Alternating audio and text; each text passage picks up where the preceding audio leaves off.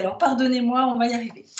Donc, je vais commencer par une sorte de vaste introduction destinée à poser en quelque sorte les jalons, des jalons pour resituer ma recherche dans son contexte social et économique et vous parler de quelques-uns des questionnements qui traversent mon travail. Et puis pour replacer évidemment ma recherche dans un cadre de réflexion et une matrice historiographique un peu plus large. Je n'ai pas prévu aujourd'hui de vous parler des sources nombreuses sur lesquelles j'ai travaillé, mais éventuellement on pourra y revenir dans la discussion si vous le souhaitez, comme sur d'autres points d'ailleurs que je n'aurais fait qu'effleurer pendant cette première présentation et qui pourraient vous intéresser.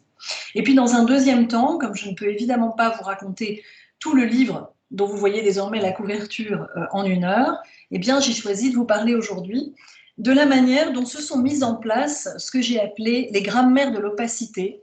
C'est en effet l'un des fils conducteurs de mon livre, peut-être celui qui peut donner matière à réflexion à l'ensemble d'entre nous aujourd'hui dans ce monde contemporain dans lequel nous vivons, y compris donc sur des sujets extrêmement brûlants, que ce soit l'usage des pesticides, des poisons divers qui peuplent notre environnement, du vaccin contre la Covid, etc., etc. Donc ce fil rouge, c'est celui qui est dans le titre que vous voyez ici, ce que j'appelle le poison légal, avec un oxymore évidemment qui ne vous aura pas échappé, un poison légal sur le temps long. C'est-à-dire que ma question, si vous voulez, c'est d'essayer de comprendre comment s'est construite la longue invisibilité et quels ont été les processus d'invisibilisation de l'empoisonnement industriel par le plomb qui ont permis le maintien, dans le cadre du travail et dans l'environnement général, du poison plomb, pourtant parfaitement connu et reconnu comme tel. Donc, si vous voulez, mon travail, c'est une réflexion autour du déni et de ses formes historiques, ce que j'ai appelé donc les grammaires de l'opacité, qui ont permis, en quelque sorte, l'opacification des savoirs scientifiques et médicaux, mais également des savoirs profanes sur le produit toxique et sur la maladie qu'il génère, et qui ont permis également le maintien d'un risque professionnel avéré dans le travail avec le plomb. Je vous montrerai enfin quels sont les rejets récents depuis la fin du XXe siècle qui permettent de replacer cette question véritablement, pourrait-on dire, au carrefour de l'histoire de la santé et de l'histoire de l'environnement. Alors tout d'abord, donc, des jalons. Pour commencer, je voudrais vous dire que ce livre procède d'une volonté de mettre en perspective, sur le temps long, l'histoire que je considère comme inachevée des tensions entre un poison et la société humaine qui l'héberge et qui s'est, pendant 2 siècles, quoique de manière assez fluctuante, accommodée en quelque sorte de cette cohabitation. En effet, le constat initial est bien celui-ci. Un produit reconnu éminemment dangereux pour la santé humaine a, en dépit de cette reconnaissance, été fabriqué, diffusé, très largement utilisé pendant une longue période en toute connaissance de cause. C'est évidemment dans le « en toute connaissance de cause » que repose le problème. Mon travail, en effet, est parti de ce constat que nous pouvons faire chaque jour. Comment est-ce possible? Quelles sont les formes de cet accommodement collectif? Et donc, pour poser cette question, j'ai fait le choix de porter l'enquête sur un produit qui est à la fois familier et mal connu, utilisé depuis des siècles dans de très nombreux usages, qui est le plomb. Et parce que le plomb existe sous de multiples formes dans ses usages artisanaux et industriels qui se sont multipliés depuis 3 siècles, j'ai choisi sa forme la plus courante, la plus fréquente, qui est ce qu'on appelle le blanc de plomb ou céruse. Ces 2 mots étant, pour l'époque à laquelle dont on parlera aujourd'hui, quasiment synonymes, et qui désigne en fait un carbonate de plomb utilisé comme pigment blanc pour la peinture en bâtiment. Alors, qu'est-ce que la céruse? La céruse était déjà connue dans le monde antique, prenant place parmi les luxueux produits d'exportation qui assurent ensuite la domination commerciale de Venise sur l'Europe à la fin du Moyen-Âge. Donc c'est un produit extrêmement ancien et d'ailleurs dont la recette de fabrication a très peu évolué entre la Perse antique et le XVIIIe siècle. La céruse n'est devenue un produit que l'on peut qualifier d'industriel, tant en termes d'organisation du travail que de quantité produite, que dans la Hollande du milieu du XVIIIe siècle, qui en fait en a assuré à Rotterdam, à Amsterdam en particulier, la mise au point et surtout la diffusion du procédé de fabrication, un procédé donc, qui n'a pas beaucoup changé, comme je vous disais, depuis l'Antiquité, mais qui s'est adapté et en particulier industrialisé en termes de taille des usines qui le produisaient. Ce procédé, donc, d'ailleurs dénommé bientôt procédé hollandais, et qui a gardé ce nom jusqu'au début du XXe siècle, permet, à partir de plaques de plomb oxydées, alors je vais vous montrer une représentation qui est un peu postérieure, puisqu'elle date de la seconde moitié du XIXe siècle. Le petit pot que vous voyez représenté ici est quasiment en grandeur nature, si je puis dire. Enfin, c'est-à-dire que vous pouvez imaginer que vous le tenez quasiment dans vos mains. Hein, donc c'est relativement petit.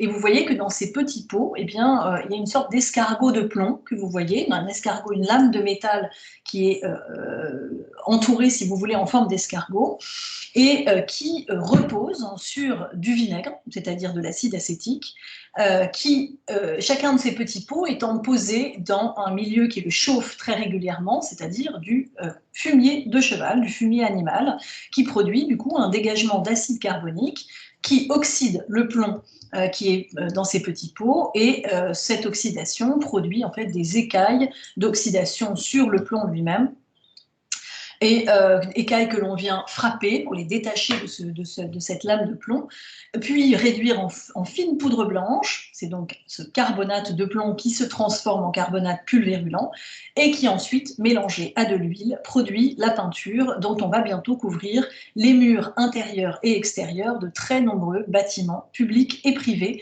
dans une grande partie de l'Europe à partir du tout début du XIXe siècle. Alors ce produit, il a des qualités techniques indéniables, en particulier sa grande opacité, donc il fournit une peinture qui est très blanche, si vous voulez, et qui recouvre très facilement les taches ou les peintures qui sont situées sur les murs. Il a donc ce qu'on appelle techniquement un fort caractère couvrant. Il a également une très bonne cicativité, comme le disent les peintres, c'est-à-dire qu'il sèche extrêmement rapidement, et puis il a surtout une très grande résistance aux intempéries. Et grâce à ces différentes qualités, la céruse va s'imposer sur le continent européen comme le pigment blanc le plus répandu dans l'activité de la peinture en bâtiment, mais également de la peinture en navire et bientôt de la peinture en voiture et en wagon de chemin de fer au cours du XIXe siècle. Alors pour que vous vous rendiez compte de l'industrialisation, du processus d'industrialisation de cette fabrication de la céruse, je vous montre ici l'intérieur d'une usine lilloise de céruse, donc Théodore Lefebvre, l'une des plus importantes usines de céruse à Lille, sachant que Lille est avec Paris le grand centre de la céruse en France. Donc vous les voyez là au premier plan, ces petits godets blancs, donc vous voyez qu'ils sont relativement petits et qui reposent en plusieurs couches sur le fumier de cheval que je mentionnais un peu plus tôt. Donc après la Hollande au milieu du XVIIIe siècle, puis l'Angleterre et la Belgique dans les années 1780-1800, c'est bientôt en France, puis en Allemagne et aux États-Unis au cours de la décennie 1820, que la production de céruse devient significative et amorce un cycle économique qui se poursuit jusque dans les années 30, dans l'entre-deux-guerres du XXe siècle. À plusieurs reprises, des procédés concurrents ont été inventés, sans pourtant jamais détrôner l'immuable procédé dit hollandais. Et hollandais, mais qui est adopté donc absolument partout en Europe. Et donc bientôt, l'usage de la céruse s'est répandu au cours du XIXe siècle, pour concerner de très nombreux secteurs de l'économie artisanale et industrielle. Alors la peinture, bien sûr, dont vous voyez qu'elle elle engloutit, on pourrait dire, les 9/10 de la production environ, mais également les glaçures de porcelaine et de céramique, le blanchiment des dentelles, le lissage des papiers et des papiers peints, des cartons glacés, des cartes de visite, mais également la teinture des toiles cirées qui tapissent les voitures d'enfants, mais encore la coloration, je le disais, des papiers, et bien souvent même des papiers de confiserie qui entourent donc les bonbons que mangent nos enfants au XIXe siècle. Donc on peut dire qu'au milieu du XIXe siècle, si vous voulez, la céruse est partout, dans de très nombreux usages de la vie quotidienne. Voilà donc pour le tableau initial. Alors, à travers un siècle et demi que couvre ma recherche, donc de la fin du XVIIIe siècle au milieu du XXe siècle, c'est-à-dire de sa naissance comme produit industriel à sa disparition ou quasi-disparition sur le marché de la peinture, j'ai donc tiré en quelque sorte le fil d'Ariane de ce produit toxique pour essayer, si vous voulez, de questionner les rapports complexes entre ce produit et la société qui s'accommode de son existence. Ce qui est tout à fait extraordinaire avec ce produit, c'est que la mise en cause de sa toxicité est exactement contemporaine de son processus d'industrialisation. Je m'explique. On n'est pas du tout ici dans le cas de l'amiante, par exemple. Hein. Amiante qui a commencé d'être utilisée à la fin du 19e siècle, qui a d'abord été considéré comme un magic mineral, hein, comme ça qu'il était vendu dans toute l'Europe, par les Anglais et les Canadiens en particulier. Et puis, on a commencé à se rendre compte de sa dangerosité nettement plus tard. La première assertion autour de la dangerosité de la céruse en France date de 1906 par un inspecteur du travail, Didier Auribeau, qui a visité des usines de tissage d'amiante en Normandie, mais il va falloir encore plusieurs décennies pour que cette dangerosité de l'amiante soit reconnue. Donc il y a un décalage, si vous voulez, pour la plupart des produits toxiques qui sont utilisés dans l'industrie, un décalage très fréquent entre le début de leur utilisation, de leur mise en œuvre, et puis le fait qu'on se rende compte qu'ils sont dangereux pour la santé humaine. Ce n'est pas du tout le cas de la céruse. Puisqu'ici, on pourrait dire que le savoir sur la dangerosité du produit préexiste, ou au pire est contemporain de la mise en œuvre de sa fabrication à grande échelle.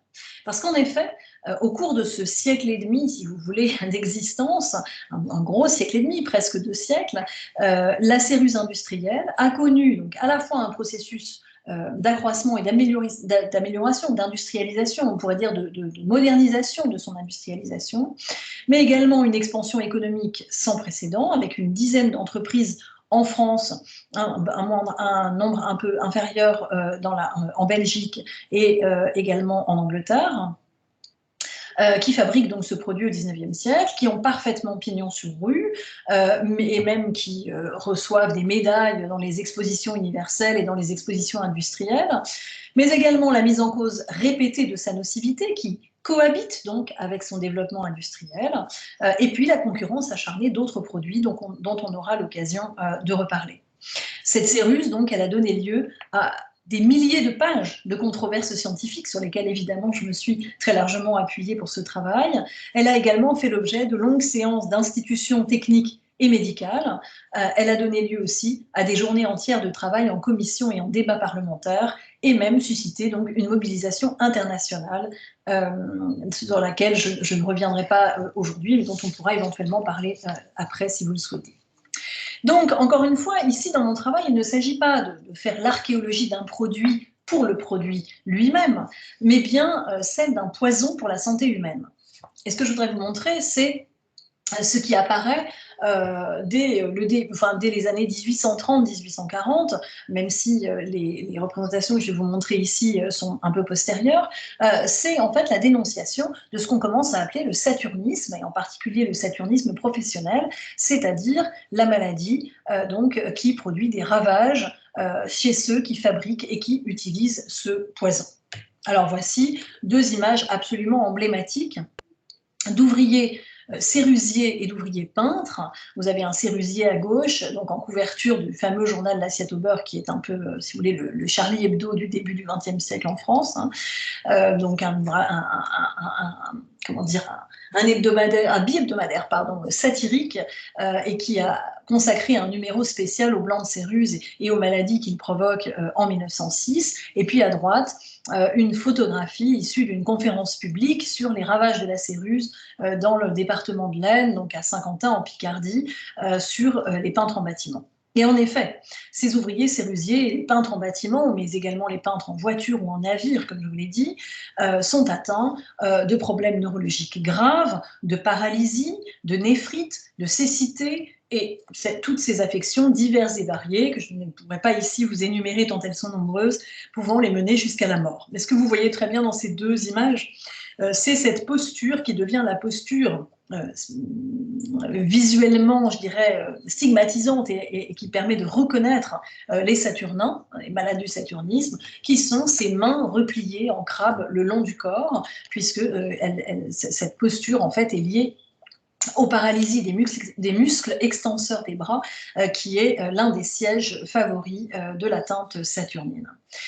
Donc évidemment, il s'agit d'interroger les conditions et les raisons du maintien durable de ce toxique au sein d'un paysage industriel qui se remplit, si vous voulez, d'ouvriers atteints à des degrés divers, évidemment, par ces affections. Voilà donc en quelque sorte, si vous voulez, les principales questions initiales qui sont à l'origine du projet de ce livre. Donc mon travail, si vous voulez, prend place à la fois dans la lignée d'un certain nombre d'ouvrages récents qui ont mis en évidence les transformations et de la conception et de la gestion des risques environnementaux, on pourrait dire au sens large du terme, incluant l'environnement de travail, hein, né de l'activité industrielle au XIXe et au XXe siècle, et en même temps, mon travail prend place au sein, on pourrait dire, des relectures critiques du processus d'industrialisation, qui est un renouveau historiographique assez important en France, en Europe, je dirais, et outre-Atlantique également, qui essaye de questionner l'histoire du travail à travers un certain nombre de conditions, en particulier de conditions matérielles de ce travail, notamment du corps au travail et du corps pris dans sa matérialité, si vous voulez. Voilà, donc encore une fois, mon travail tente de questionner les conditions de production des savoirs, donc c'est aussi une histoire des savoirs scientifiques, mais également une histoire des systèmes réglementaires de prévention et de réparation des maladies du travail, en rupture très clairement avec une histoire linéaire qui très longtemps a égrené en quelque sorte les progrès de l'hygiène industrielle et de la législation en matière de santé publique. Il ne s'agit évidemment pas de remettre en cause le fait qu'il y a eu des progrès absolument considérables dans la protection des ouvriers dans l'industrie au cours des 19e et 20e siècles, mais bien d'essayer de comprendre qu'il est beaucoup plus intéressant de montrer que cette chronologie, en fait, loin d'être linéaire dans un sens progressiste, si vous voulez, est plutôt celle d'une alternance de phases de visibilité et de progrès, et au contraire de phases de régression. J'en arrive donc à mon deuxième point et principal au cœur de mon propos, autour de ce que j'ai appelé les grammaires de l'opacité. Donc je l'ai dit, l'histoire de la Cérus contredit très largement la vision linéaire et progressiste d'un hygiénisme naissant au début du XIXe siècle qui triompherait inéluctablement, successivement, des différents fléaux qui affectent le corps des travailleurs. Avec le soutien de l'État et le soutien du corps médical.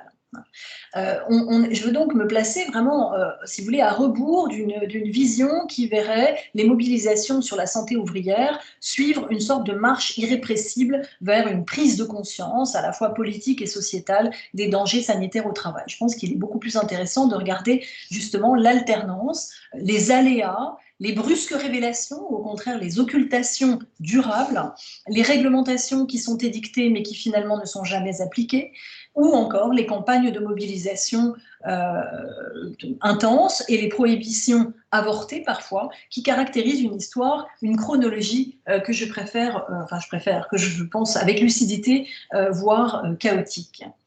En effet, le savoir sur la dangerosité du produit, de sa fabrication et de son usage, je vous l'ai dit, existe dès l'aube du XIXe siècle, donc dès l'aube de l'histoire que je vous raconte. Si vous voulez, en quelque sorte, le siècle et demi qui succède à cette aube de l'histoire n'est qu'une alternance irrégulière de mise en visibilité et de confinement de ce danger. Ce que montre donc l'histoire du blanc de plomb, c'est bien une alternance de ces phases, et je n'ai évidemment pas le temps de vous les exposer toutes ici, mais il me semble important d'insister sur cette question. Donc l'objectif de mon travail, c'est bien de construire une chronologie. Il me semble que c'est le travail des historiens d'ailleurs, une chronologie de la fabrication et de l'usage du produit chimique lui-même, bien sûr. Je vais pas du tout entrer dans le détail de celui-ci ce soir, mais également une chronologie qui croise celle des débats à propos de la toxicité, des débats qui se tiennent dans de très nombreuses arènes, de manière concomitante ou non, pendant toute la période que j'étudie. Alors, quelles sont ces arènes ? Ces arènes, c'est d'abord l'arène technique et industrielle, c'est-à-dire toute la question de la fabrication du produit, des problèmes que rencontre cette fabrication, des tentatives d'amélioration des procédés de fabrication, donc toute la question des brevets d'invention, de produits de substitution, on essaye donc de proposer contre ce produit. Le second arène importante, c'est l'arène scientifique et médicale. Alors, je les ai énumérées ici. L'arène scientifique et médicale, qui est en effet, voit l'élaboration au cours du XIXe siècle de cette pathologie dite saturnisme comme une entité nosographique autonome, c'est-à-dire une pathologie donc reconnue comme différente des autres pathologies auxquelles éventuellement elle ressemble. Il y a donc quelque chose autour, si vous voulez, à chercher autour d'une histoire des savoirs médicaux qui, évidemment, cherche à prendre en compte les multiples facteurs externes qui conditionnent l'évolution de la science médicale, c'est-à-dire les choix politiques, les intérêts économiques, les logiques corporatives aussi au sein du corps médical, et puis les habitudes culturelles, les contraintes budgétaires, etc. Troisième arène importante, c'est l'arène hygiéniste. Et l'arène hygiéniste qui est très largement présente, si vous voulez, au cours du 19e et du 1er 20e siècle, notamment dans le constat de la déploration et la déploration des ravages du produit sur les ouvriers qui fabriquent ce produit et qui l'utilisent, et puis bien sûr qui cherchent à faire intervenir des régulations des procédés de fabrication et des procédés d'usage du produit. Quatrième arène importante, donc qui constitue, toutes ces arènes constituant bien, je voudrais que vous le compreniez, toutes les directions dans lesquelles j'ai travaillé, si vous voulez, l'arène ouvrière, avec bien sûr les débats internes au sein des organisations ouvrières ou du monde ouvrier non organisé d'ailleurs à propos de ce produit toxique. Et puis enfin, l'arène politique et l'arène parlementaire avec la question des prises de décision politiques en matière de régulation du travail, de régulation du marché, de régulation ou de réglementation de l'usage, voire des tentatives de prohibition ou d'interdiction du produit toxique. Donc pour aller vite sur cette chronologie, sur ces 2 siècles, si vous voulez, on a beaucoup parlé, on a même du mal à réaliser aujourd'hui à quel point cette question a pu être centrale dans les débats dans la population générale, dans l'opinion publique, si vous voulez. C'est quelque chose de tout à fait surprenant quand on regarde les archives. On a beaucoup parlé de la céruse et de ses conséquences sanitaires dans la première moitié du XIXe siècle, et en particulier au milieu du XIXe siècle, alors qu'en 1845, un produit de substitution crédible, je pourrais dire, est trouvé. Un produit qui en fait a subi un processus d'industrialisation de sa fabrication, ce qui le rend compétitif sur le plan économique, ce qui est évidemment très important pour son imposition sur le marché. Ce produit, c'est le blanc de zinc, qui va donc s'opposer, si vous voulez, au blanc de plomb dans des batailles absolument homériques au milieu du XIXe siècle, dans une séquence très courte entre 1845 et 1852. En 1849, la substitution d'un produit à l'autre est même décidée en haut lieu, puisque un arrêté du ministre français des Travaux publics pour l'ensemble des travaux relevant de l'État n'interdit pas le poison, mais incite, plus exactement, même prescrit l'utilisation de son substitut. Voilà donc en quelque sorte le produit, le poison illégal en quelque sorte. Plus exactement, son substitut demeure le seul autorisé, ce qui n'est pas tout à fait la même chose, mais enfin ce qui revient quand même approximativement au même sur le marché. En tout cas, pouvait-on le penser? Parce que ce que l'on voit très clairement, c'est que cette substitution fait long feu, et que les amples débats qui ont agité les sphères économiques, politiques et hygiénistes à cette période cèdent à nouveau le pas, à partir de 1852-53, à une éclipse durable pendant près d'un demi-siècle du problème sanitaire à l'origine duquel se trouve la céruse.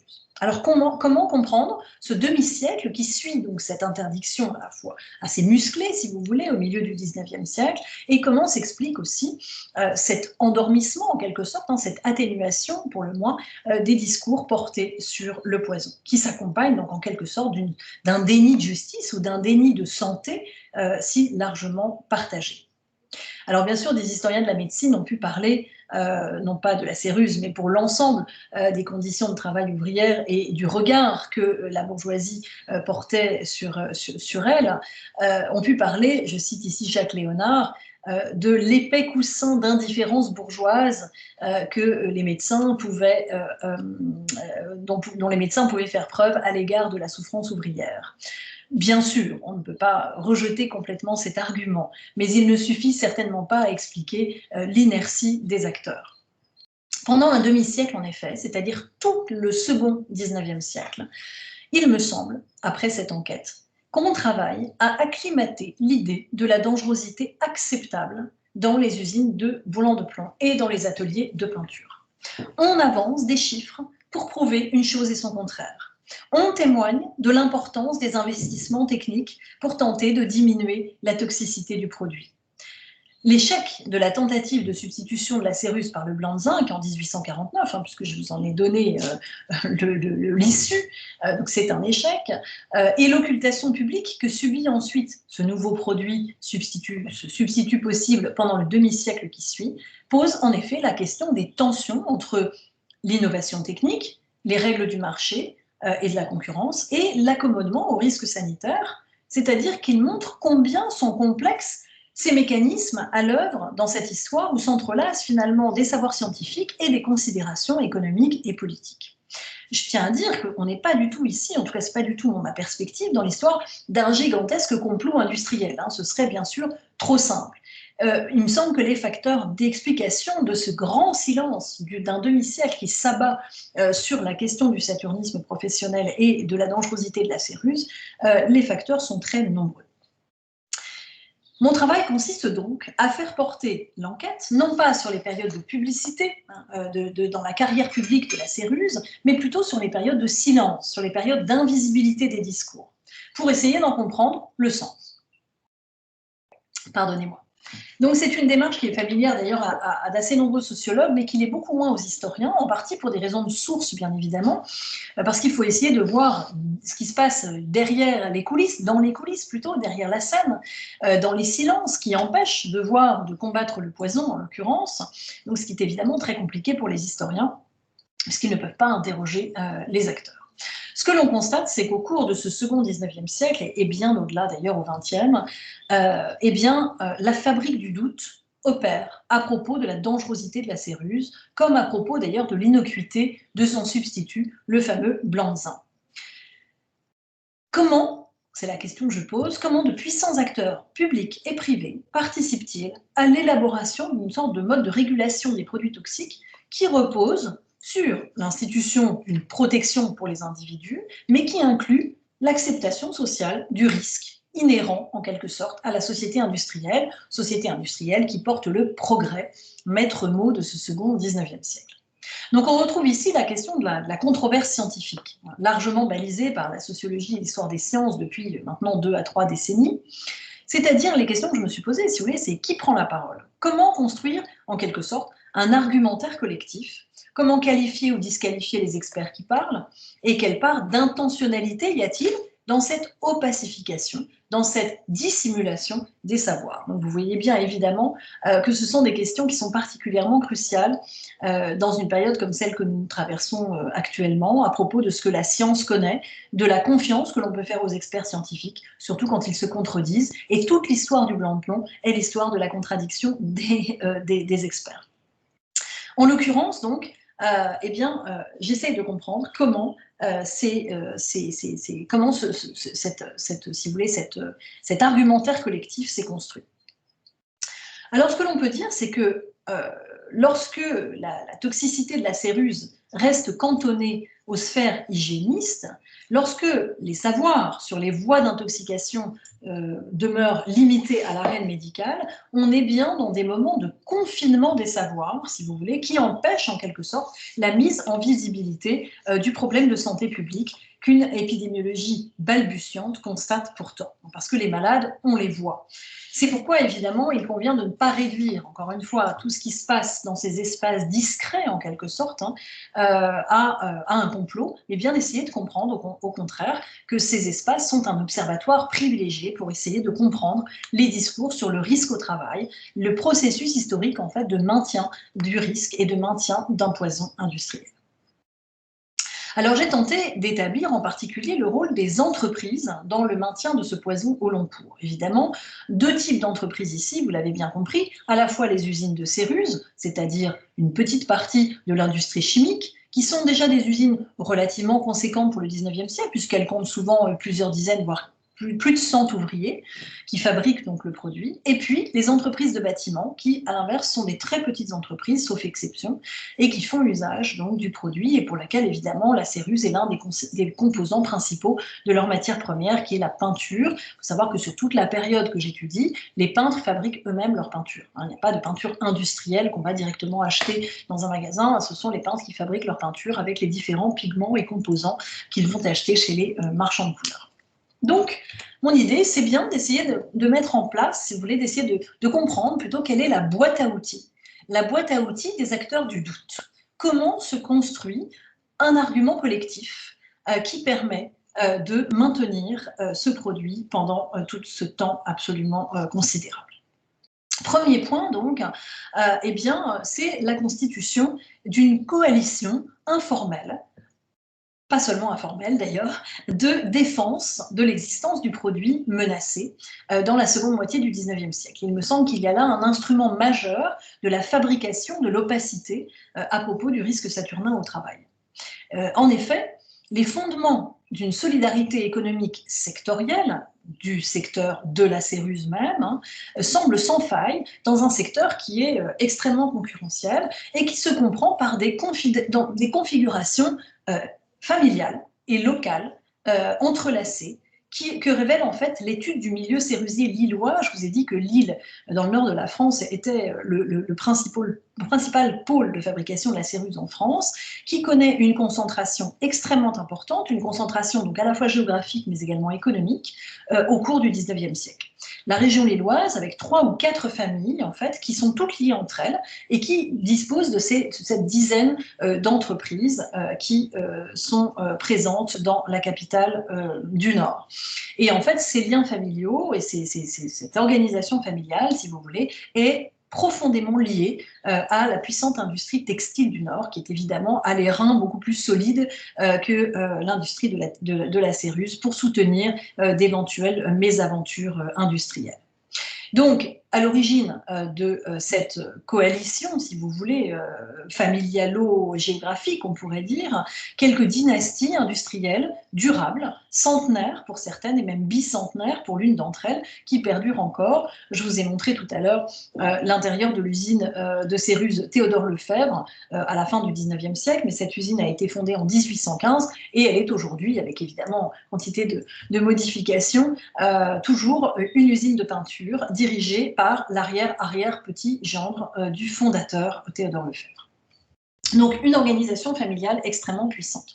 Une organisation qui est redoublée par la création d'institutions économiques, de chambres syndicales patronales qui réunissent l'ensemble des membres du secteur, je vous ai dit une douzaine tout au plus, comme cette Société des céruses françaises créée en 1901 et qui est bientôt doublée par un processus de cartellisation destiné en fait à réguler le marché concurrentiel dans le secteur.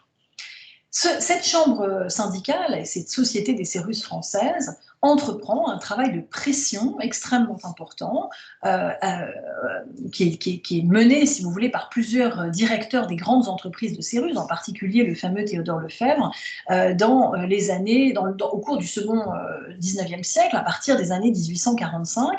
Et ce travail a pour but, et tout ça c'est vraiment des choses qu'il faut aller chercher très loin dans les archives pour comprendre en fait comment ça a été possible, parce que c'est très peu visible, mais en fait ce travail a abouti à ce qu'on pourrait appeler une dérégulation du traitement administratif. Alors c'est un petit peu technique, mais en fait il faut savoir qu'en France, comme dans d'autres pays d'ailleurs à cette époque, et encore aujourd'hui d'ailleurs, les entreprises qui peuvent être dangereuses ou incommodes ou insalubres sont classées en fonction de leur dangerosité. Et donc il y a un enjeu très fort qui est le passage de la 2e à la 3e classe, c'est-à-dire que inscrit dans la 3e classe, un secteur échappe quasi complètement à la surveillance de l'administration, qu'elle soit municipale ou préfectorale.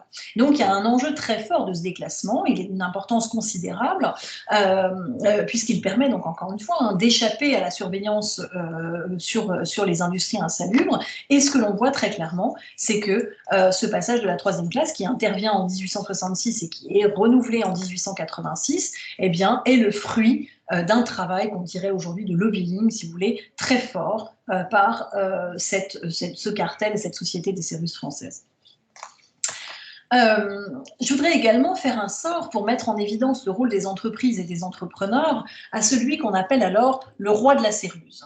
Le roi de la Céruse, c'est un certain Charles Expert Besançon, qui est le fils d'un fabricant de plumeaux, qui est le gendre du fondateur de l'une des entreprises françaises de Céruse, Besançon, la seconde, et qui en fait la seconde et plus importante usine de Céruse parisienne à la fin du XIXe siècle. Alors, ce roi de la Céruse, vous le voyez ici, représenté dans toute sa majesté, si je puis dire, hein, toujours dans ce numéro de l'assiette au beurre consacré au blanc de Céruse en 1906. Vous le voyez ici trôner comme Dieu le Père, en quelque sorte, sur ses sacs d'or. Et vous voyez avec une représentation, je n'ai pas le temps de m'y attarder aujourd'hui, mais qui rappelle très clairement un jugement dernier, hein, où les damnés sont les condamnés qui entrent, les damnés de la terre qui entrent dans l'usine par l'entrée des ouvriers et qui ressortent du côté de ceux qui devraient être les élus, qui ressortent sous la forme de cercueils avec une armée de croque-morts qui représentent bien sûr ceux qui soutiennent cette industrie mortelle. Alors cet expert Besançon, il est proche de Jules Méline, qui est alors, à la fin du XIXe siècle, plusieurs fois président du Conseil du gouvernement républicain, et il accumule les mandats dans de très nombreuses instances consultatives, professionnelles et patronales. Je ne vais pas rentrer dans le détail, ça n'a pas beaucoup d'importance, mais il est membre et président de plusieurs comités centrales de chambres syndicales patronales, si vous voulez, ce qui lui donne évidemment un poids tout à fait considérable. Vous voyez ici d'ailleurs, au revers de son veston, qu'il est nommé chevalier de la Légion d'honneur, puis élevé au grade d'officier sous le ministère Méline. C'est donc à coup sûr l'une des figures les plus saillantes au sein des cercles économiques favorables aux républicains modérés à la fin du XIXe siècle. Expert Besançon donc contribue à soutenir, il est, on pourrait dire, l'un des piliers économiques du régime républicain, et donc vous comprenez bien sûr que ça a une importance considérable en termes de maintien du produit qu'il défend en raison de sa position proéminente dans cette industrie. Expert Besançon termine, si je puis dire, sa carrière comme maire du 13e arrondissement de Paris et sénateur de la Seine, donc du département de la capitale, à partir de 1900. Donc il fait vraiment partie de cette oligarchie économique de la capitale au tournant des 19e et 20e siècles. Donc il est, avec Théodore Lefebvre, le Lillois dont je vous ai déjà parlé, le représentant de ce mouvement entrepreneurial qui parvient, avec un succès impressionnant, à accréditer l'idée selon laquelle, je le cite, « on peut faire de la Céruse avec autant de sécurité que du pain chez les boulangers ». Évidemment, l'assimilation entre la Céruse sous forme de poudre blanche et la farine, cet objet, si je puis dire, ce produit du quotidien, qui est là encore, hein, pour atténuer bien sûr l'idée de dangerosité et participer, si vous voulez, à une entreprise de dénégation de la dangerosité du produit.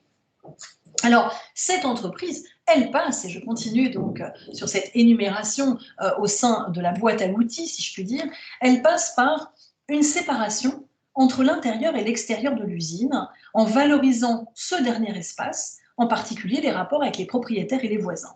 Ça veut dire que, si vous voulez, l'action publique est liée en fait s'attache, si vous voulez, plus exactement, au rapport entre l'industrie qui a envahi en quelque sorte l'espace urbain depuis le second 19e siècle, des rapports entre l'industrie et les propriétaires voisins. S'intéresse très peu à l'intérieur de l'usine, à ce qui se passe à l'intérieur des établissements industriels qui sont considérés comme du domaine du privé. Ça passe également, je reprends, excusez-moi, je précise, or le Blanc de Plomb est une entreprise qui ne pose pas véritablement de problème à ses voisins. Hein. Tous les problèmes qui s'y posent sont des problèmes qui affectent, si vous voulez, les ouvriers et non les voisins, contrairement à d'autres entreprises qui provoquent des nuisances extrêmement fortes à la fois de fumée, de bruit, de risque d'incendie, etc. à l'égard des voisins. Deuxième élément important de cette entreprise de dénégation ou de cette boîte à outils des acteurs du doute, si vous voulez, autour de la dangerosité du produit, c'est ce que j'ai appelé une entreprise de normalisation technique. En fait, pendant tout le 19e siècle, et en particulier le second 19e siècle, l'industrie de la Céruse va chercher à accréditer l'idée selon laquelle le progrès technique viendrait combler ses propres insuffisances et résoudre ses propres débordements. Cette idée, en fait, justifie la débauche d'efforts déployés par les Cérusiers, pour témoigner de l'innocuité de leur industrie, qui est une industrie en voie de forte modernisation au cours du second 19e siècle. On entre, vous le savez, à cette époque, dans l'âge des machines, et on met le progrès technique au service d'une amélioration de l'hygiène des ouvriers, qui permet d'accréditer les efforts déployés par des industriels extrêmement dévoués, dont le sacrifice serait absolument exemplaire.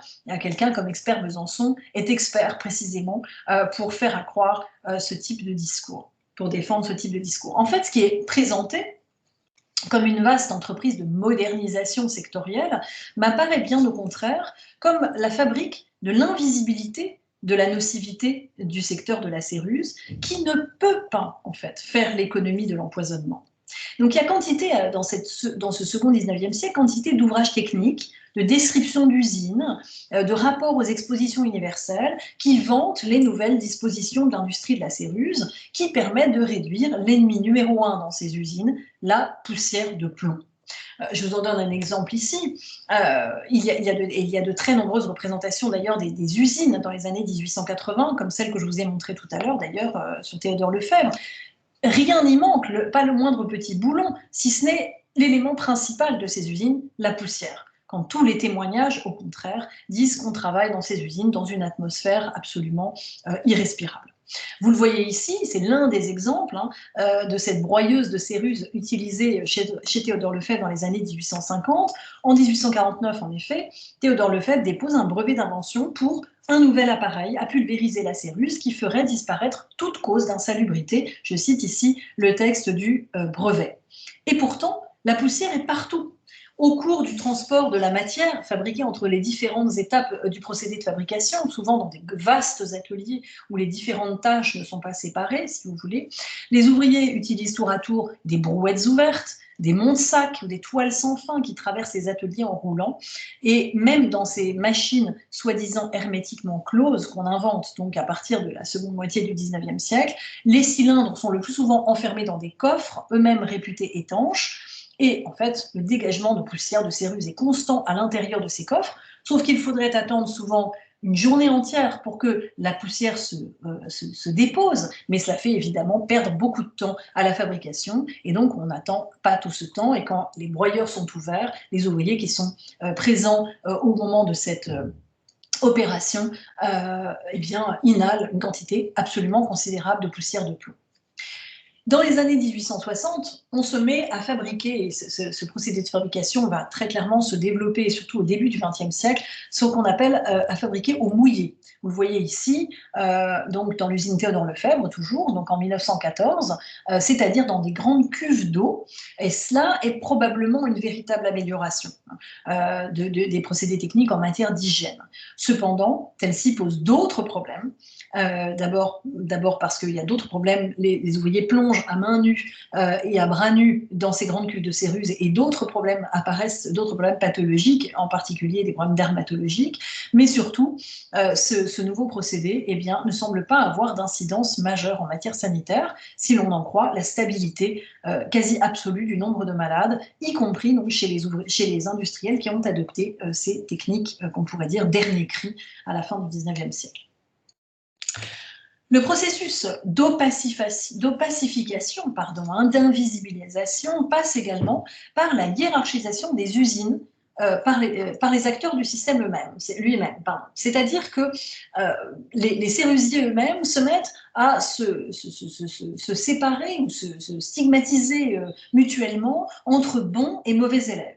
Un discours qui est extrêmement prégnant pendant tout le second 19e siècle, une distinction qui est réitérée entre les différentes entreprises, celles qui auraient un nombre considérable de malades et celles qui pourraient réduire de manière importante le nombre de pathologies, enfin plutôt la prévalence de ces pathologies au sein de leurs usines.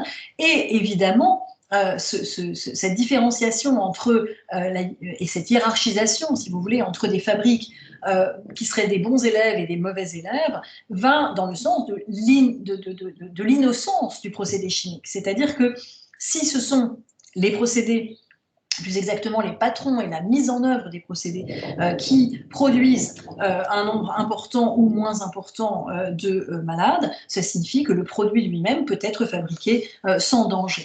Donc il y a là un processus très important, si vous voulez, pour faire accroire en quelque sorte, que le procédé peut être, ou que le plomb plus exactement, peut être manipulé avec des précautions suffisantes, sans danger, ce que l'on sait être absolument faux, ce que les médecins prouvent être absolument faux, et que l'on sait aujourd'hui être tout à fait faux, puisque le plomb fait partie de ces poisons, j'aurais peut-être dû commencer par là, pour lesquels la dose ne fait pas le poison, c'est-à-dire que il n'y a pas de dose en deçà de laquelle, si vous voulez, il y ait absence de danger pour ce poison.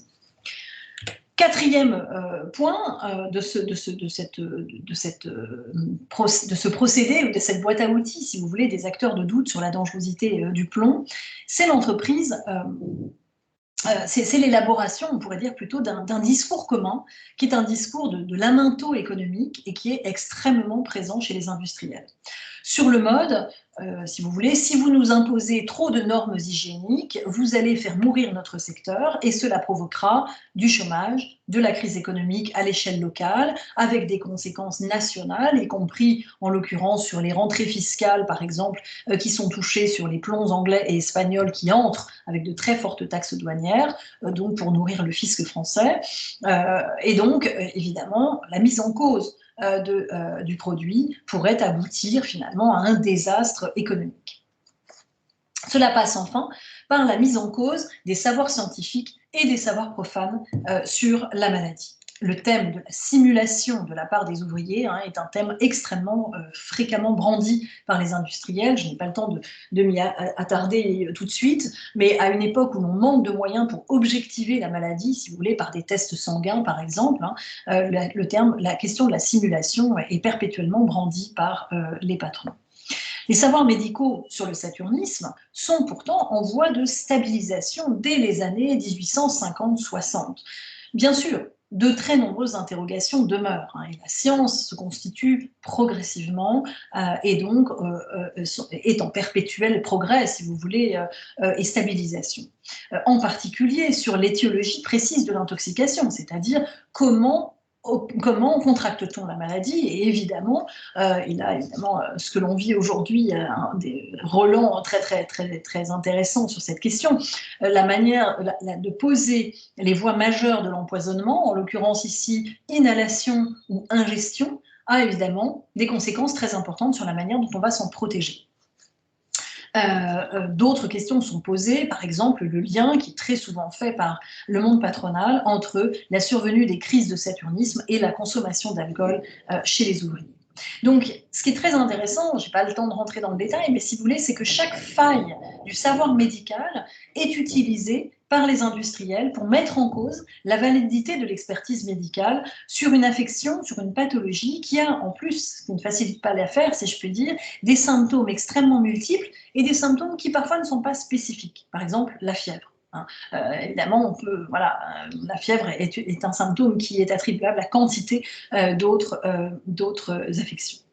Et surtout, ce qui est très largement utilisé par l'argument collectif de la non-dangerosité, eh bien, c'est un constat qui est fait par les médecins, qui est l'immense variabilité entre les individus dans la sensibilité aux toxiques. Ce qui, évidemment, est extrêmement troublant et permet de mettre en cause le savoir médical. Je m'explique, dans une même usine, dans un même atelier, tel ouvrier a des accidents saturnins au bout de quelques jours ou de quelques semaines d'exposition et va mourir en quelques semaines, quand d'autres, dans le même atelier, travaillent depuis des années sans avoir présenté le moindre symptôme d'intoxication. Ce qui ne signifie évidemment pas qu'il n'est pas atteint d'un saturnisme chronique, ce que l'on pourrait savoir en faisant des dosages sanguins, mais tant que ce n'est pas le cas, en tout cas, il ne présente pas de signes extérieurs de cette intoxication. Et cela, eh bien, cette variabilité entre les individus, les médecins ne savent pas l'expliquer, y compris d'ailleurs au XXe siècle. Ce qui permet évidemment de valoriser le facteur individuel dans la survenue de la maladie et donc la responsabilité de chacun dans l'intoxication. Vous comprenez bien qu'on aura tôt fait de distinguer les bons et les mauvais ouvriers en fonction de la manière dont ils présentent des signes de la maladie. Enfin, le brouillage statistique ou l'opacité statistique fait partie de cet arsenal de dénégation mis en place par cet argument collectif porté par les industriels du secteur chimique qui nous occupe. Progressivement, en effet, ce que l'on voit au cours du second XIXe siècle, c'est que le discours sur la céruse se peuple de chiffres, à mesure que la science statistique devient un élément de véridiction en matière de santé publique, en particulier, vous le savez, avec cette tendance, enfin cette tendance historique très claire aux grandes enquêtes liées aux épidémies urbaines, qui sont donc très nombreuses au cours de cette période. Donc la question du saturnisme, la question saturnine, est un intéressant indicateur de cette évolution, à la fois épistémologique, si vous voulez, et politique. En effet, pendant le 1er XIXe siècle, on se contentait d'une affirmation, d'une dangerosité globale liée au procédé de fabrication de la céruse et au geste du travail qu'on observait à travers la réitération de cas cliniques dans les hôpitaux et les argumentaires des médecins à cette époque. Et puis, ce que l'on voit dans le second XIXe siècle, et a fortiori évidemment au XXe, c'est que ce discours se truffe de chiffres et que ces chiffres deviennent des éléments de scientificité des discours tenus. Or, et pour les raisons que je viens de vous expliquer, il est extrêmement compliqué d'utiliser ces chiffres. Mais ce que l'on voit, c'est que ces chiffres sont utilisés à la fois par les avocats du produit et par ses adversaires. Et dans un cas comme dans l'autre, ils dessinent une science statistique extrêmement balbutiante. D'abord, on voit qu'il y a des tentatives d'estimation chiffrée qui se fondent sur des visites d'usines et qui manquent à l'évidence leur cible parce que tout simplement, les ouvriers qui sont malades ont quitté l'usine. Et donc, on peut en effet visiter des usines et dire mais ici, il y a très peu de malades, bien sûr, parce que les ouvriers, le saturnisme étant une maladie qui, si vous voulez, fait intervenir les premiers symptômes extrêmement rapidement quand on est sensible à cette intoxication par le plomb, eh bien, ces ouvriers sont immédiatement, bien sûr, renvoyés chez eux, tout simplement, ils quittent l'usine parce qu'ils ne peuvent plus travailler ou bien ils sont hospitalisés. En second lieu, donc quand on vient les chercher dans l'usine, évidemment, on ne les trouve pas. En second lieu, ce que l'on constate, c'est que d'autres comptages sont effectués dans les salles d'hôpital. Là encore, évidemment, il y a du progrès, mais cette démarche est elle aussi critiquée parce qu'elle exclut une part très importante de la population ouvrière et malade qui ne fréquente pas l'hôpital. L'hôpital, vous le savez, au XIXe siècle, encore très largement destiné aux indigents et aux incurables, aux célibataires ou aux migrants fraîchement arrivés dans la grande ville, ce qui fait que de très nombreux Saturnins ne se rendent pas à l'hôpital, mais se font soigner auprès des médecins de ville, ce qui est attesté dès les années 1830, ou bien dans les dispensaires syndicaux à la fin du 19e, au début du 20e siècle, ou bien tout simplement fréquentent des consultations externes dispensées par l'assistance publique. Enfin, et à l'inverse, les statistiques hospitalières, bien souvent, agrègent les données et gomment du même coup l'importance de la récidive, dont il se trouve qu'elle est considérable dans le cas de l'affection saturnine. Et ainsi, un même malade hospitalisé 2 ou 3 fois dans l'année peut être décompté comme 2 ou 3 cas distincts, ce qui évidemment, en quelque sorte, délégitime la statistique qui est ainsi menée. Et enfin, ce que je voudrais dire pour terminer, c'est que la lente élaboration des savoirs et la segmentation des symptômes en un ensemble très complexe et de plus en plus complexe au fur et à mesure que cette science médicale s'accroît et s'améliore, si vous voulez, autour du rein, du foie, de la peau, du système nerveux central ou du système gastro-entéritique, contribue en quelque sorte à brouiller les statistiques de la morbidité et de la mortalité. En effet, tous ces symptômes qui appartiennent au saturnisme et qui sont extrêmement divers et souvent ne sont pas spécifiques à cette maladie, eh bien, permettent très difficilement de rencontrer les malades et les morts du saturnisme dans les certificats médicaux de décès, parce que bien souvent, on va dire par exemple qu'un patient est mort d'une atteinte néphritique, ou qu'il est mort d'une atteinte hépatique, ou qu'il est mort d'une hémorragie cérébrale, alors qu'en fait, c'est évidemment son intoxication au plomb qui a produit ces symptômes.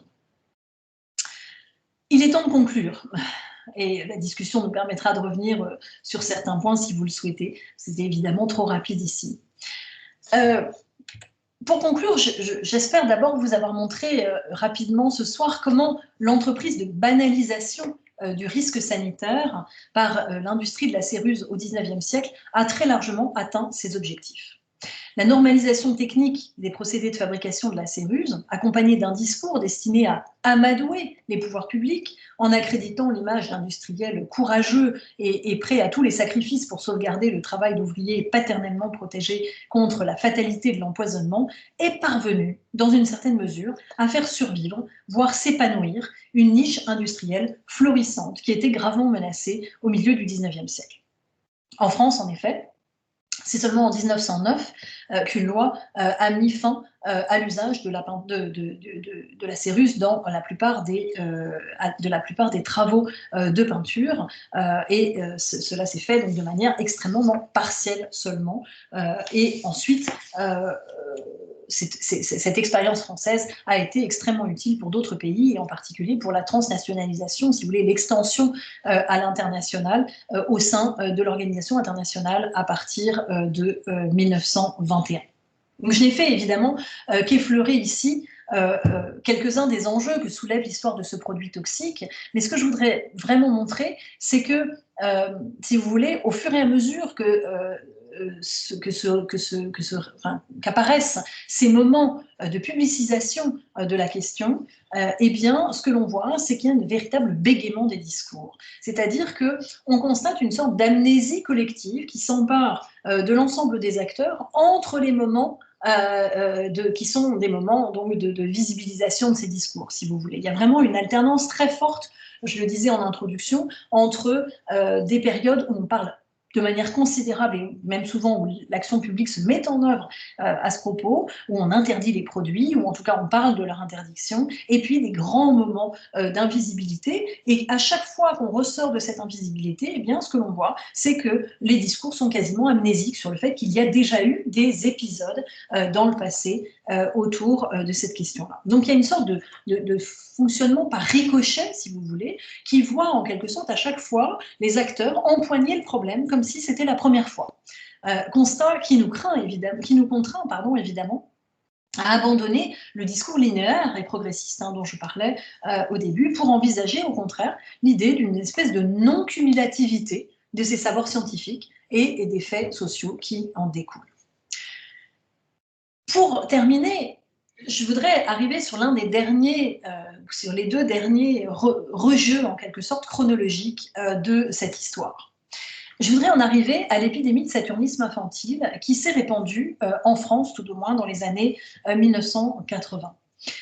Dans ces années 1980, 70 et 80, eh bien, on a vu naître une épidémie de saturnisme, cette fois non pas professionnel, mais de saturnisme infantile, lié à l'intoxication des enfants par le plomb dans des vieilles peintures dégradées. Il semble alors que l'on... Voilà le type de cage d'escalier que l'on peut trouver dans des bâtiments extrêmement dégradés, dans un habitat qu'on appellerait un habitat indigne, mais qui est extrêmement fréquent dans la périphérie des grandes villes en France et ailleurs. Ce problème était déjà très prégnant aux États-Unis dans les années 70, et puis il est apparu donc à la fin des années 80 en France. Il semble alors que l'on découvre à nouveau, rejeu de cette amnésie et de ce bégaiement des discours, que l'on découvre le problème de la toxicité des peintures contenant du plomb. Comme si la question sanitaire au travail avait été enfouie, occultée en quelque sorte, à partir des années 1920-1930. Surtout, il semble que nul n'avait prévu le ressurgissement de cette question dans la sphère environnementale cette fois, et non dans la sphère du travail, faisant du logement dégradé dans lesquels les vieilles peintures réapparaissent sous les peintures les plus récentes et qui ont été abîmées par le temps, une nouvelle occasion pour le plomb de redevenir un poison dans la peinture. Et puis, dernier rejeu, eh bien, c'est encore le cas, et cette fois, il ne s'agit pas de blanc de plomb, mais de plomb tout court, lors du dramatique incendie de Notre-Dame de Paris, le 15 avril 2019. Il se trouve que, vous le savez probablement, 400 tonnes de plomb contenues dans la flèche et dans le toit de la cathédrale sont parties en fumée ce soir-là et se sont redéposées sous la forme de poussière de plomb dans l'espace urbain environnant. Ce rejeu est tout à fait passionnant parce que l'on a vu à cette occasion des mécanismes tout à fait similaires à ceux que j'ai essayé de vous décrire se mettre en place, des mécanismes de déni du risque, de silence des pouvoirs publics qui sont extrêmement intéressants à étudier, ce que je suis actuellement en train de faire dans la poursuite de cette recherche. Et ces rejeux de la présence du plomb dans l'espace public eh bien, permettent justement de faire des liens historiques entre poisons au travail et poisons environnementaux et d'attester qu'il est essentiel de comprendre comment on a pu en arriver là, Vous savez probablement que le président de la République française a choisi de reconstruire Notre-Dame avec les mêmes matériaux, y compris avec le plomb, à l'origine pourtant d'une pollution extrêmement importante et que l'on méconnaît pour l'instant très largement. C'est là l'une des occurrences du déni dont j'ai essayé brièvement ce soir de vous montrer la construction historique, et je vous remercie très sincèrement de votre attention.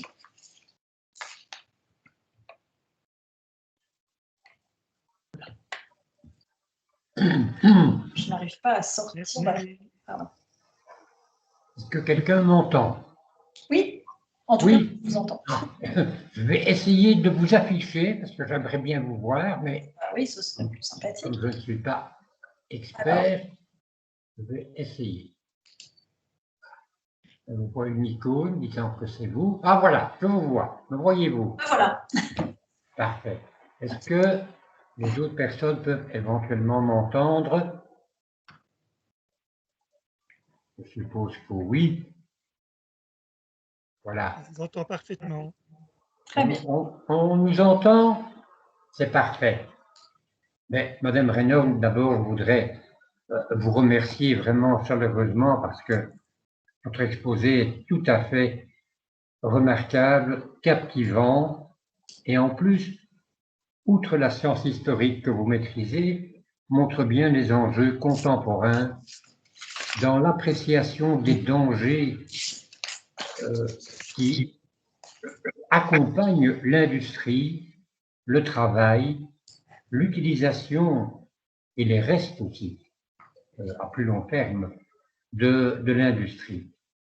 Alors, j'aurais plein de questions, mais je pense qu'il y en aura beaucoup d'autres et j'espère qu'elles seront nombreuses, bien sûr. Mais d'abord, je voudrais vous dire que le plomb, la céruse, c'est formidable, enfin c'est formidable, c'est terrible. Et cela fait partie d'un ensemble que les historiens devraient, je pense, interroger de plus en plus. C'est l'ensemble des fabrications industrielles nocives pour les producteurs et les consommateurs, c'est-à-dire par exemple le phosphore, l'arsenic, le mercure, les benzoles, l'anhydride sulfureux. Enfin, la liste est tellement longue qu'on n'en finirait pas, bien sûr, mais qui sont de vraies questions qui ont empoisonné l'histoire, et qui l'empoisonnent encore. La quantité de sites industriels ou anciennement industriels portent les traces, et plus que les traces en fait, de tous ces éléments toxiques. Alors, encore plus généralement, cela pose la question de la reconnaissance réelle, sociale, de ce qu'est une maladie professionnelle. À partir de quand pense-t-on qu'une maladie est due au travail que l'on a été contraint de faire et à partir de quand va-t-on indemniser la personne ou les personnes qui ont été soumises à ce produit ou à ces produits toxiques? On sait qu'il y a eu des manœuvres de retardement extrêmes dans ce domaine-là. Je citerai quand même l'élément le plus important, c'est la silicose, bien sûr, que tout le monde connaissait depuis, je dirais presque Agricola, et que finalement, on ne reconnaît véritablement comme une maladie professionnelle qu'au moment où les charbonnages se ferment. Ce qui est quand même, là, on pourrait dire un scandale historique. Alors, de vraies questions, je n'ai que des éloges à vous faire, donc voilà. Je vais m'arrêter là. Tout simplement, je voudrais simplement, et pour l'anecdote, vous parler de Expert Besançon. Expert Besançon n'était certainement pas un homme très remarquable au point de vue de l'histoire, si je puis dire, mais il a quand même eu un petit-fils intéressant, Michel Piccoli, qui du coup en est devenu trotskiste pendant un petit temps. Et donc, voilà. Mais bon, ceci dit, je coupe mon micro et je laisse la parole à tous les intervenants qui souhaitent vous poser de véritables questions.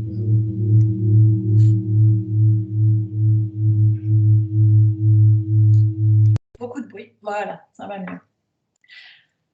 Alors, est-ce que vous voulez que je donne quelques éléments de réponse ou que je rebondisse sur ce que le professeur Avec a commencé, ou bien éventuellement répondre et donner quelques éléments également aux questions qui sont apparues dans la conversation?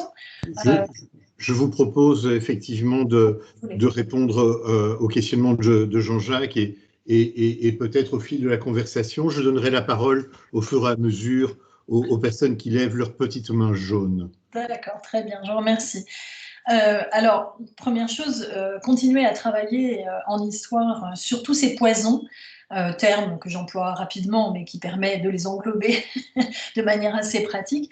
Je pense en effet que c'est très important, et surtout, alors j'espère que j'ai été claire ce soir à ce sujet, mais c'est vrai que moi, ce qui m'intéresse, c'est d'essayer vraiment de comprendre, encore une fois, la fabrication de ces processus historiques qui permettent d'affronter aujourd'hui aussi les poisons contemporains, ou en tout cas d'essayer de décrypter un certain nombre de procédés collectifs qui nous permettent de vivre avec, finalement, hein, c'est-à-dire de nous accommoder de notre existence dans ce monde toxique qui est le nôtre. Et je continue en effet dans cette veine, si je puis dire, puisque je suis en train d'écrire une biographie d'une femme médecin américaine qui s'appelle Alice Hamilton et qui s'est précisément a passé toute sa vie à s'intéresser à ces poisons au travail, dans leur grande diversité précisément, et en quelque sorte on pourrait dire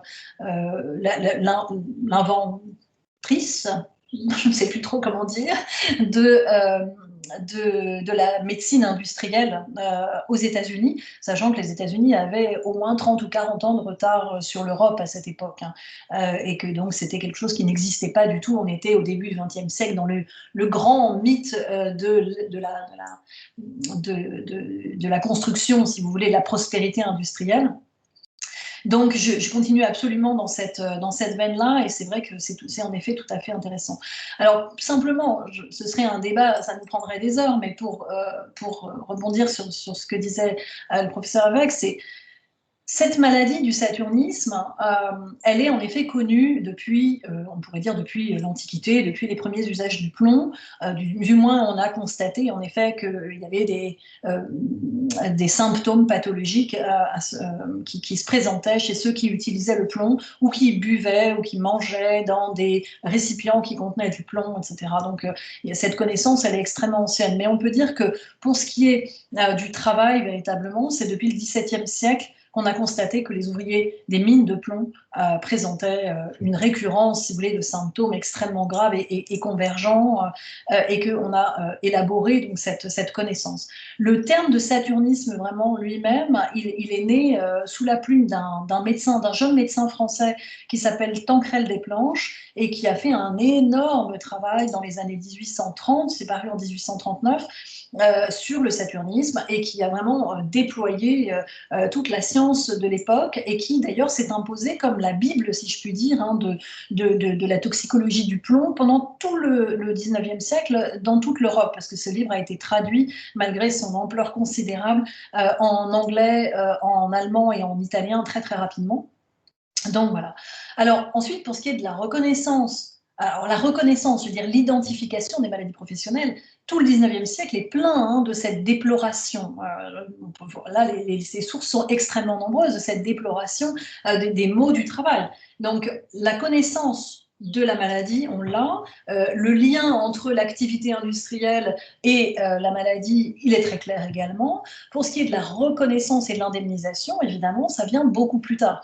Et pour des raisons que je ne peux absolument pas détailler ici, mais ce qui évidemment retarde considérablement la reconnaissance des maladies professionnelles, c'est l'incertitude.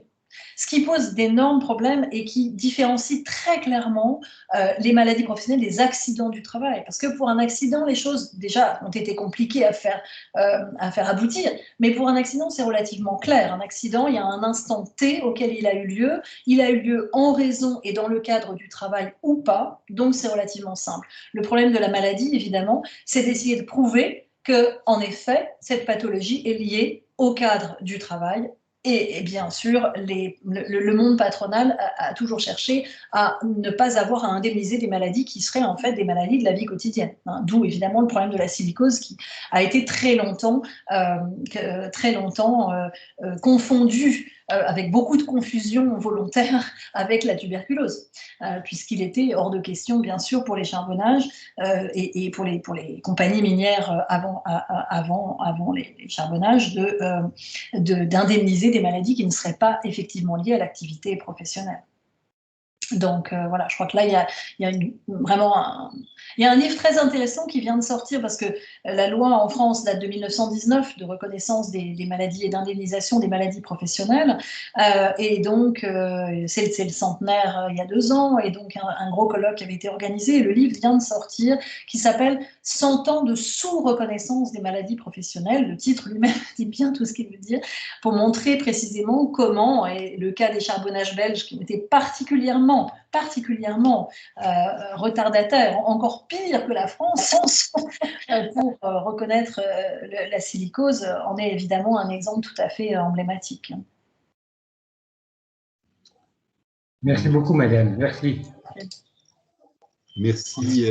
Dans la conversation, Francine Boll nous demande s'il y a eu des grèves ouvrières contre l'usage de la césure. Ah ouais, alors merci Francine Boll, je suis contente, je ne vous vois pas, mais on s'est déjà rencontrés à plusieurs reprises pour cette question. C'est en effet, bon, il fallait que je choisisse, hein, je pouvais pas, le livre est assez important, conséquent, donc voilà, bien sûr, il y a eu des mobilisations ouvrières importantes, pas des grèves exactement, mais des mobilisations ouvrières, mais qui se sont réduites, si je puis dire, en France et d'ailleurs en Belgique de manière tout à fait similaire et avec des liens très forts. C'est là que je les ai étudiés entre les syndicalistes français et les syndicalistes belges entre 1900 et 1910. Il y a eu à ce moment-là, pendant cette décennie-là, un certain nombre de mobilisations. Alors pas exactement des grèves, en tout cas aucune grève dans le domaine de la céruse, c'est-à-dire de la fabrication du produit, de l'industrie chimique.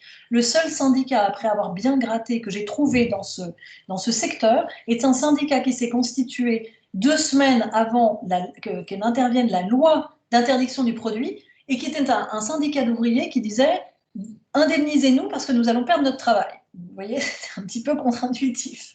Mais pas de syndicat donc, dans l'industrie chimique à ce sujet, mais syndicat des peintres, qui ont été relativement actifs. J'ai publié un article là-dessus, c'est pour ça que, et puis il y a une part importante du livre là-dessus, donc c'est pour ça que j'ai pas voulu reprendre, mais il y a eu en tout cas, si peu des grèves, en tout cas des mobilisations très fortes, et des mobilisations qui sont celles des peintres en bâtiment et qui ont été très largement soutenues en fait par l'État républicain dans cette décennie 1900, ce qui explique aussi évidemment qu'elles aient abouti à cette loi de prohibition de 1909. Voilà. Merci. Alors, je constate également que Victoire Delmule nous pose la question de l'impression. Elle a l'impression que les maladies professionnelles sont classées comme telles une fois que tous les travailleurs malades sont morts et que s'ils sont fermés, c'est un peu désespérant comme constat. Alors moi, c'est pas complètement vrai, même si bien sûr, en effet, sur les charbonnages belges, on se pose la question. Non, pour ce qui est de la céruse, moi, ce qui m'intéresse en fait, c'est d'essayer de comprendre comment ce produit, qui encore une fois paraît tout petit, mais qui en fait s'est répandu absolument partout. Et vous imaginez la peinture en bâtiment, c'est considérable en fait, hein, c'est partout. Et ce qui m'intéresse, c'est d'essayer de comprendre si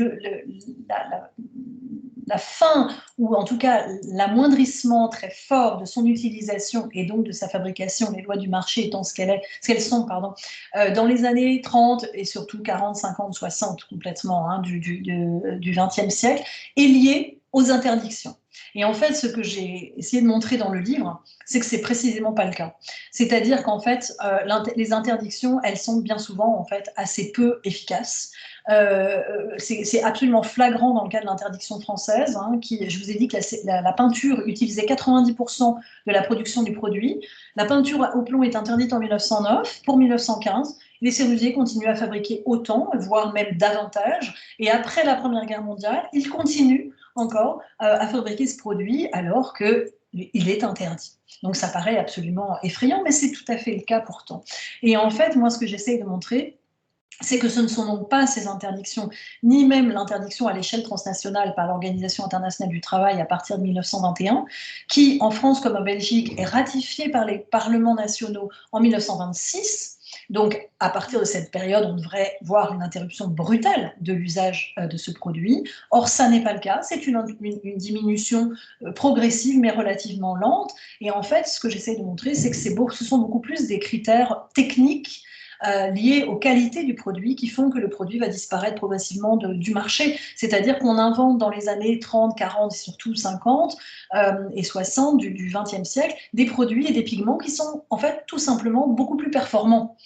Et notamment le blanc de titane, dont on commence aujourd'hui à s'interroger pour savoir s'il ne serait pas lui aussi extrêmement toxique, et qui sont en fait tout simplement plus faciles à étendre, moins chers, plus résistants, etc. etc. Et il me semble que c'est plus en fait une affaire industrielle qu'une affaire politique. Voilà, c'est ce que je voudrais essayer de montrer. Du coup, évidemment, ça fait perdre beaucoup la foi en la politique. Ce que je suis en train de dire, c'est une manière de dire que les régulations n'ont pas vraiment d'effet, mais dans les cas, en l'espèce, je pense que c'est très largement le cas.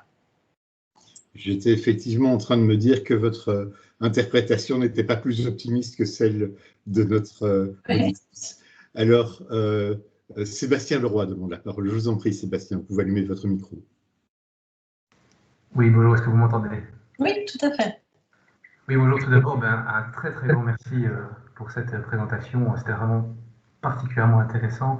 Et d'ailleurs, voilà, dans mes recherches, parce que je suis aussi en histoire de la médecine, et donc évidemment, je retrouve beaucoup cette partie de l'histoire très importante de la céruse. Et c'est vrai qu'on remarque souvent que ce soit dans la médecine, avec l'histoire, mais aussi l'art.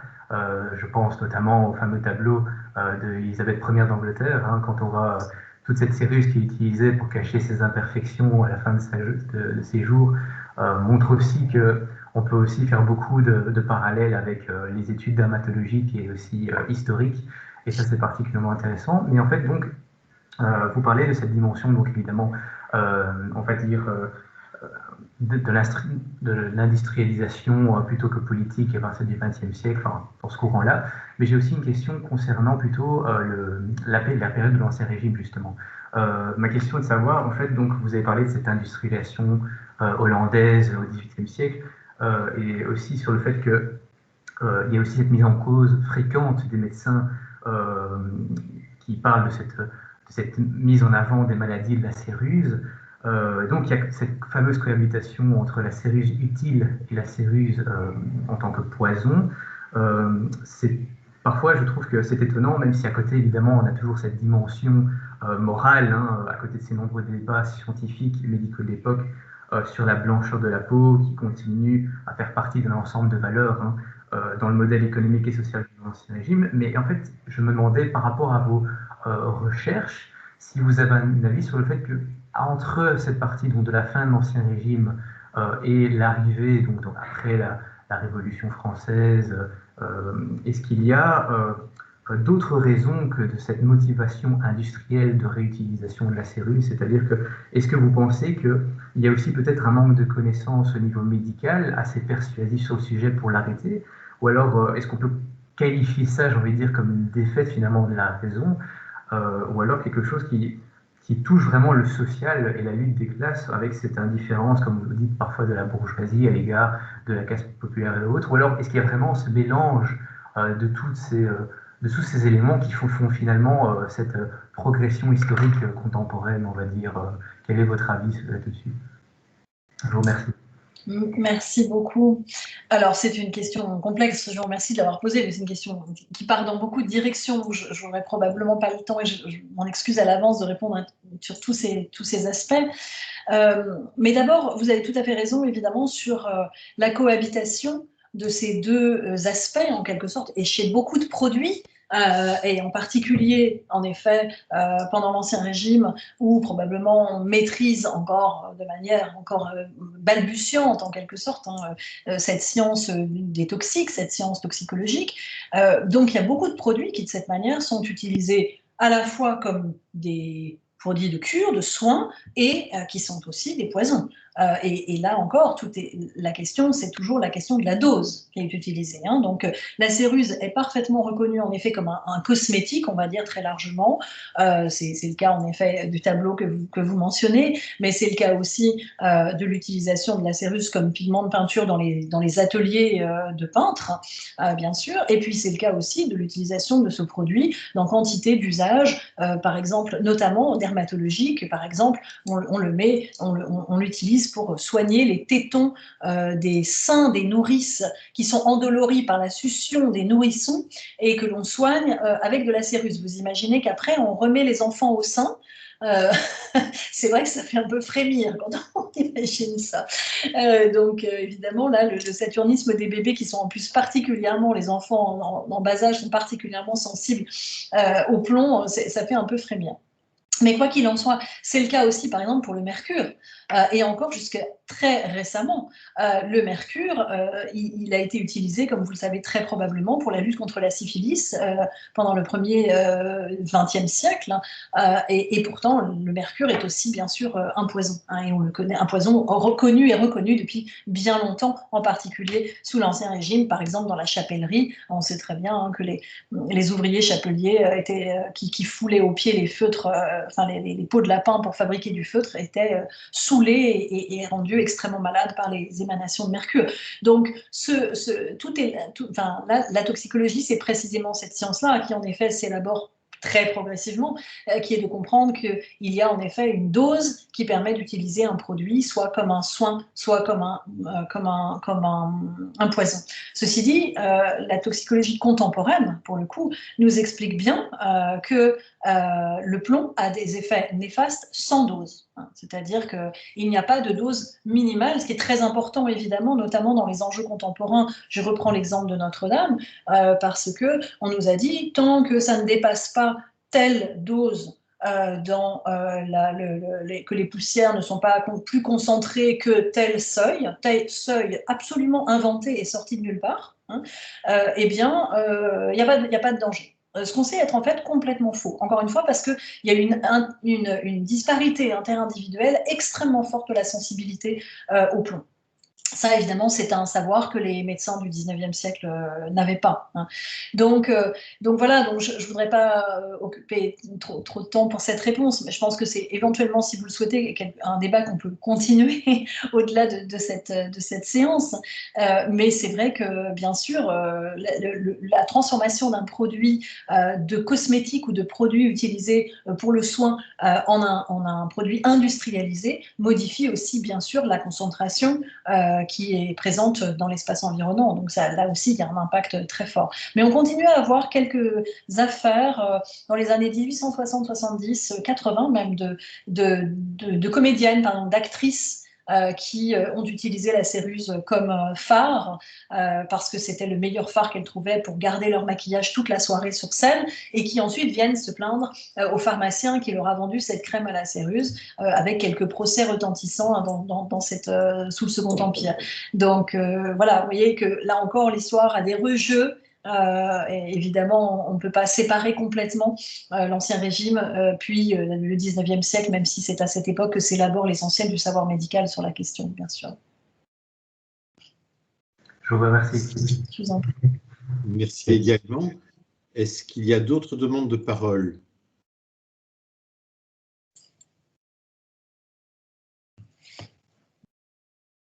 Je ne vois pas de main jaune se lever. Eh bien, s'il n'y en a pas, je vais demander au professeur Héroïque de bien vouloir clôturer cette séance. Voilà. Mais, Madame Regnault, je renouvelle toutes mes félicitations et mes remerciements pour votre conférence. Je crois qu'elle a réuni un public vraiment intéressé et vraiment, c'est un sujet, je dirais, inépuisable, au-delà, bien sûr, de la céruse, inépuisable et un peu triste, bien sûr, parce qu'il se renouvelle tout le temps. Les produits toxiques utilisés font l'objet d'un déni permanent, en fait. À chaque nouveau produit, on dit c'est pas grave, ce n'est que quelques nanoparticules, et puis on se rend compte que les nanoparticules, c'est pas rien du tout non plus. Donc, C'est un sujet d'avenir, malheureusement. Mais bon, voilà. En tout cas, je vous remercie au nom de l'Institut des hautes études de Belgique, de tous ceux qui ont participé, de Michel Sillin qui a heureusement pris en main toute la direction technique de cette opération, et en vous souhaitant une bonne fin de soirée, je prendrai contact tout prochainement avec vous par mail afin de pouvoir continuer nos collaborations dans ce vaste domaine qui vous intéresse et qui, vous l'avez deviné, me tient aussi beaucoup à cœur. Merci, madame. Ben écoutez, merci beaucoup. À mon tour de vous remercier, je dois dire que une petite partie, j'ai mené une petite partie des recherches qui ont mené à ce livre à Bruxelles.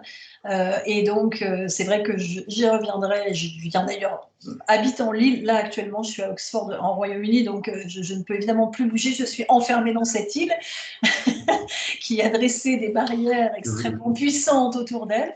Mais dès qu'on pourra se déplacer à nouveau en Europe, c'est vrai que j'aime toujours beaucoup venir à Bruxelles et ce sera un grand plaisir, en effet, de se rencontrer à nouveau. Je vous remercie encore pour votre invitation et le public pour son attention et ses questions tout à fait intéressantes.